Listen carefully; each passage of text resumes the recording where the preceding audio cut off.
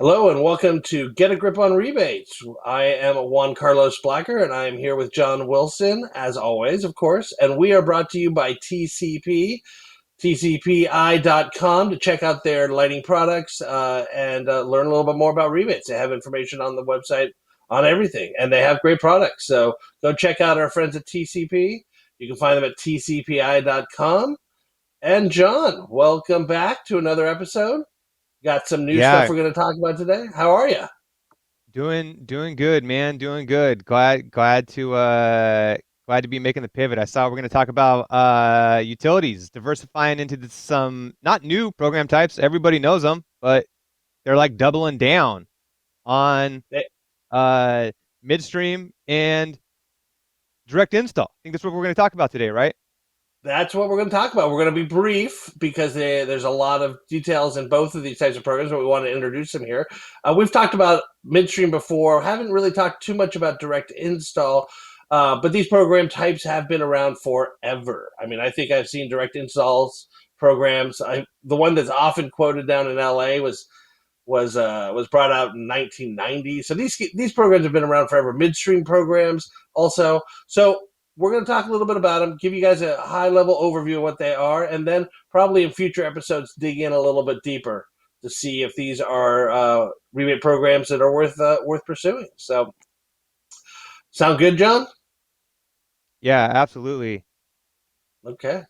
Well, I'll start with midstream. We've talked about it before, but midstream is a program design that utilities use where they provide incentives to the middle of the stream of the flow of sales, right? So in this case, the middle is the distributors or retailers.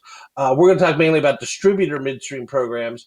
Um, and just to give you an idea of what the stream is, if you're upstream, you're talking about the manufacturers or the producers of the product. You're midstream, usually the seller of the product. And if you're downstream, you're the consumer or the user of the product. So that's where this stream idea comes from. Midstream is, again, focused on providing incentives to distributors. And when I say provide incentives, I'm talking about instant rebates or money that the distributors can put in as instant rebates for specific types of products. Obviously, in our case, we're mainly talking about lighting products, but midstream's been in play with HVAC, Oh, everything, with everything, yeah, everything under the sun. refrigeration, everything. Right, Everything under the right. sun. Any if it's a widget, you can midstream it. Absolutely, absolutely. But it's definitely growing in popularity on the commercial side. We've seen midstream programs and upstream programs on the residential side of utility programs, but it's really growing popularity in commercial programs where distributors are beginning to play more in this instant rebate idea. Um, we've talked again about how incentives are given in commercial.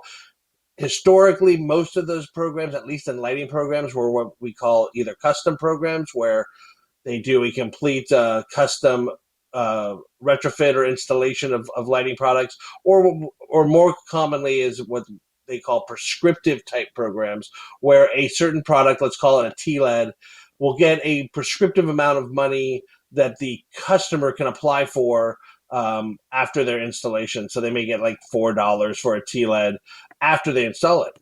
Midstream lets customers or contractors go into the distributor, buy that product. Again, let's talk about a TLED, buy that product already discounted by that four or two or $1 that the utility has already supplied. So instead of paying $7 for a TLED, maybe they're paying three.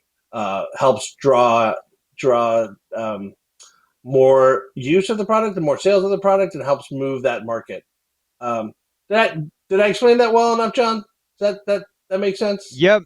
And listen, I'm guessing most of our distributor listening audience has a pretty, they're experienced with it or have, yeah, on the peripherals of these programs. I think what's important for folks, the general concept that's important to keep in mind is this is about it starts with the commodity based products, right? So as soon as things start to become complex, the utility has to have somebody on site to start to verify more stuff. But to the degree that they can say, look, every one of these that you sell, we realize there's not as much money for people to make selling widget products, and it's about getting more efficiencies for everybody, right? If I can, for the utility, they're going to pay less money. Like, let's be clear about that. Incentives are typically a little bit less when they go to the distributor level. And this is one of the favorite, I mean, this is one of the places where people love to complain. It's a trade-off. I Right, hear folks right, all the time, especially the trade ally partners, are like, oh, you're ruining the program. Because the trade ally used to be able to take that to the customer, right? And they were the ones saying, "I'm giving you $5 a bulb." Well, now the customer can get it directly from the distributor. Maybe it's only $3 a bulb, but the distributor is getting that $3 directly in their pocket, right? And because TLEDs, it's like we all know there's not a lot of margin there. That's about trying to squeeze more efficiencies out of the system. It's not about trying to burn the trade allies, but at some point, these commodity products, at some point, we're not going to be able to incentivize some of this stuff at all. That's the nature of the business. That's what happens right, when you're winning. So, right? right. So, this is kind of a way to squeeze extra juice out, before we just retire some of these things completely from the market as far as utility incentives go.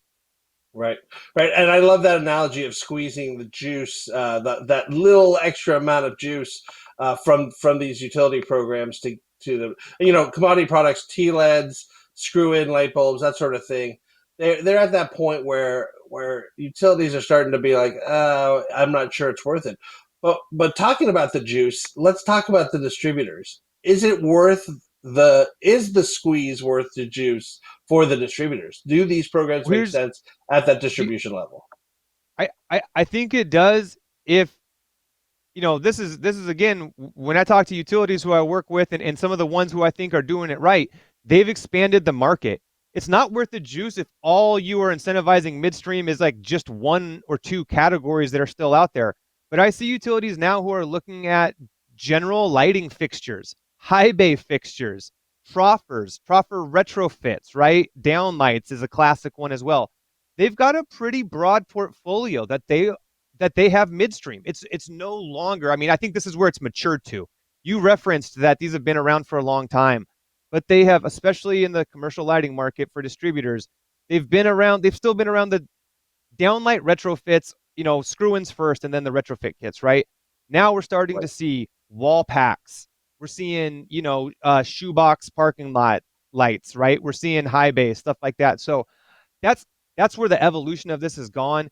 And I think the savvy distributors who are out there, who are stocking, a field tunable uh, troffer or something like that, if they're able to take advantage of this product so that they can take 15-30 bucks right off the top of every single fixture that they're selling over the counter, I think it is worth I think it is worth their time. Absolutely.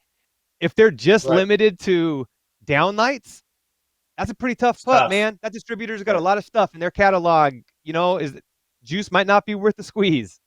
right, right. When you're only giving the distributor $2 for every TLED, it's not really driving the sales, and particularly not driving the sales on reorders. So the point of for the utilities is they're trying to get customers to maybe move from fluorescent to TLED.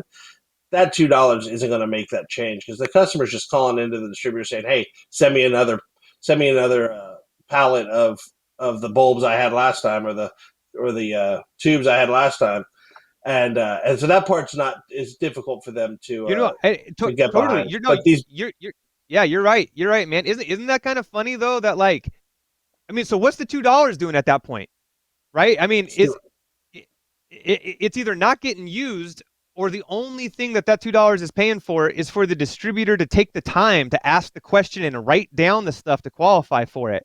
But the customer probably doesn't care about that, right? If they're like, look, I'm just trying to get some more bulbs. I need 37 bulbs, or 37 of these. The I don't know who who benefits. John, we're getting into the weeds a little bit. I know we want to go a little bigger on midstream in the future. Let's pivot right now. We'll come back to midstream and we'll definitely want to talk about it. But let's pivot now to direct install so we can give a little introduction of what that looks like, and maybe have some future conversations about that. I don't want to give direct install short shrift here. So John, talk to me about Yeah, direct yeah. install.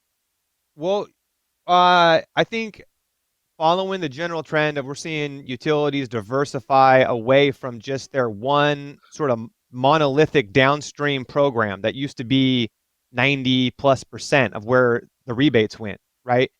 As Right. utilities continue to sort of diversify away from that legacy downstream approach, project by project, in addition to seeing more and more midstream, you're starting to see these sort of concentrated direct install programs.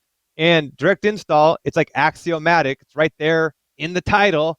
It infers somebody is like going in. It's somebody is physically showing up at the site, and they've got the bulbs with them, or they've got they're doing an audit essentially to say, hey, I'm here with the utility. We're doing this program. We can give you up to this many bulbs right now if you're eligible. So they go in, they say, oh yeah, you got all this stuff. Look, I can put these in right now. And it's a direct install, right? That's why we call it that. So this program, just I mean, been around as long as the common cold, right? Been around a long time, Right. and not new to lighting either. Utilities kind of jumped on this in the CFL era. You saw iterations of this, and then even again in the early, back before you had a true LED A lamp, back when they were still like, remember the snow cones? I can't be dating Yeah. myself because I'm not that old in the industry, but yeah, the snow cones and some of the other kind of spaceship looking, Right. Right. screw Right. based products. Uh, and so this actually kind of gave rise. So this is the thread I wanted to talk about here. Utilities, one of the reasons utilities love these programs, and there's a modicum of truth to this. I don't want to completely say this isn't true, but utilities love to take a direct install program and they will target it towards a hard to reach market, which is a euphemism for a lot of different things. And it's not being disingenuous to say that it is hard to reach for these utilities, but it can oftentimes be like a community of color or a community that speaks a different language, right? So they might Right. go Right. into they might go to like Low a income neighborhood that has a lot neighborhoods. of Yeah. yeah, exactly, all sorts of different neighborhoods. And oftentimes they will also work with a local implementer or somebody who has connections to these neighborhoods or communities to help implement the program, right? So direct install, and here's the thing, there doesn't have to even be like a social justice element to it. A lot of times direct install, in fact, most commonly, utility direct install will be targeted towards small business. That's the Oh yeah. Absolutely. that's the hard to reach market, is just small businesses, right? So uh these programs, I think they're seeing another every once a decade. These programs sort of have a crescendo and then they drop back down. We're seeing another one right now. Yeah, we're seeing another Yeah. one for direct install Yeah. start to swell. And the questions are like, look, obviously there's opportunity here. Every time it swells, you also sort of get these like, there's always the anecdotes that stay with you. It's the classic ring and run where somebody rings the bell, leaves 200 crappy light bulbs on the porch and runs off and then claims, hey, we're doing big numbers. I just dropped 200 of these off at the local motel 8, and big savings, and then that guy at the local motel 8 is like, I just throw these in the van and sell them on eBay later, right? So Right. there's Right. Right. you always get those anecdotes. The other question is this, and I don't know, you maybe there's an analog in midstream. You've been doing midstream a lot longer than I have, and you're closer to it. There's always this threat that when you do a program like this, it somehow lowers the bottom. Like you're gonna get worse and crappier products in. Like that's the only way to make it cost effective, or somehow there's not the higher standards that we try to apply to our conventional lighting projects. So I Yeah. I don't think that's necessarily true, but it might be true. I think that's possible. And definitely with commodity products like light bulbs, we see that kind of bottom of the barrel program. I'm a little bit more concerned, and again, we'll talk about this in future things. Are these programs where they're doing a little bit more, where the products are much higher end, right? So, in the residential side, we see a lot of direct install for programmable thermostats or smart thermostats, the Nest, the EcoBees, that type of product. But we're also seeing these direct install of solar panels, right? And that is a much bigger issue, right? Because now we're Yeah. talking about house financing and some questions about about is there actual payback? Is the who's benefiting from those programs? Is it actually the end customer? Is it the utility, or is it these contractors who are doing the installs? Right. So those are some bigger questions I definitely want to return to in future conversations with you, John. But I think for now, just know we want our listeners out there to know about these two program types: midstream, direct install. They exist. They're interesting. They can be incredibly beneficial, but they have some problems, and those problems we'll talk about in the coming episodes. We're running a little bit low on time. Any last thoughts on either of those programs that you want to talk about, John, before we sort of tee it off for future? I mean, final thought. I know who's got a lot of products who could serve both those programs well, and that's our friends at TCP. So check them out, tcpi.com. They got products for direct install for the midstream programs. They know about them. Trust me, they've been active in them for a long time. So I think that's a good note to play us out. Fun talk. I look forward to getting into this more. Actually, yeah, a lot of stuff I want to talk about. Absolutely. And for our listeners out there who may be involved in direct install or midstream programs, you want to be on the show, we're always looking for guests. So reach out to us. But until then, great talking to you, John. We'll talk soon. Thank you. Take care.